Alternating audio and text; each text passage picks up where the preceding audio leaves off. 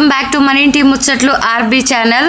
ఇది విజయదశమి రోజు ఆయుధ పూజ రోజు అనమాట. బండ్లన్నీ కడిగించి పూజ చేసాము. పూజ చేశాక వాటికి కూడా దిష్టి తీసేస్తాం. గుమ్మడికాయ కొబ్బరికాయని దిష్టి తీసి అట్లా వాటికి కొట్టేసి, అలాగే ఇంటికి కూడా మనము ఆ రోజు గుమ్మడికాయ దిష్టి తీసేస్తాము. అలాగే టైర్ల కింద నిమ్మకాయలు పెట్టి వాటిని కూడా ఎక్కించాలి. ఆల్రెడీ మీకు ఒకసారి నేను అమావాస్య రోజు బండ్లు కడిగించి ఇట్లా గుమ్మడికాయ దిష్టి తీసి మన టైర్లతో నిమ్మకాయలు ఎక్కిస్తే రాహు దోషాలు అన్ని కూడా పోతాయి అని నేను చెప్పినాను.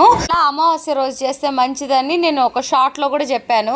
అలాగే ఆయుధ పూజ రోజు కూడా ఖచ్చితంగా మనం వాహనాలకి మనం వాడే వస్తువులన్నింటికి కూడా పూజ చేసి అట్లా మంచిగా గుమ్మడికాయ దిష్టి తీసి కొట్టేసి నిమ్మకాయలు ఎక్కిస్తాము. బండ్లకు కూడా నిమ్మకాయలు కడతాము.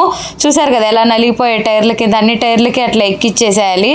ఇక్కడ అవుట్స్కట్స్ లో ఒకటి తోట ఉంది, బంతిపూల తోట. మేము అక్కడికి వెళ్ళాము. అక్కడే బంతిపూలు అన్ని కూడా తీసుకున్నాము. ఈ బండ్లకు మనం పెట్టాం కదా హారాలన్నీ కూడా, బంతిపూల హారాలు కట్టాం కదా, అవన్నీ కూడా మేమే గుచ్చాము అనమాట ఇంట్లోనే. ఇట్లా అమ్మవారికి ఈ హారం కూడా నేనే గుచ్చాను.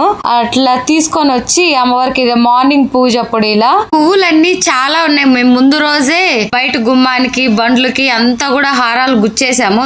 ఇలా ఇంకా అలంకరణ మార్నింగ్ టైం అవుతుంటే పూజకి చేసాము. మళ్ళీ సాయంత్రం పూజకి ఇలా అలంకరించాము. మనము పూలహారాలు కొంటాం కదా, అవి ఉంటే పెద్దవిగానే ఉంటాయి, లేదంటే చిన్నవిగానే ఉంటాయి. మనకి బండ్లకి అయితే సరిపోతాయి, కానీ అమ్మవారికి వేసేటప్పుడు అంత సరిగా సెట్ అవ్వలేదు. అందుకని పువ్వులన్నీ తీసుకొని వచ్చి ఇట్లా మేమే గుచ్చామన్నమాట. చూడండి ఎంత బాగా కరెక్ట్ గా, అంటే మనము చూస్తాం కదా ఎంత హైట్ ఉన్నారు అంటే మనకి ఎంత సైజ్ లో కావాలో అంత మనమే చక్కగా గుట్టుకోవచ్చు. అందుకనేసి అమ్మవారికి నేనే గుట్టాను. బండ్లకు కూడా కొలత పెట్టుకొని అన్ని గుట్టాము. ఎంతైనా మనమే కుట్టి మనమే అలంకరిస్తే ఆ హ్యాపీయే వేరు. మనం గుట్టాం కాబట్టి సరిగా లేకపోయినా మనకు నచ్చుతుంది.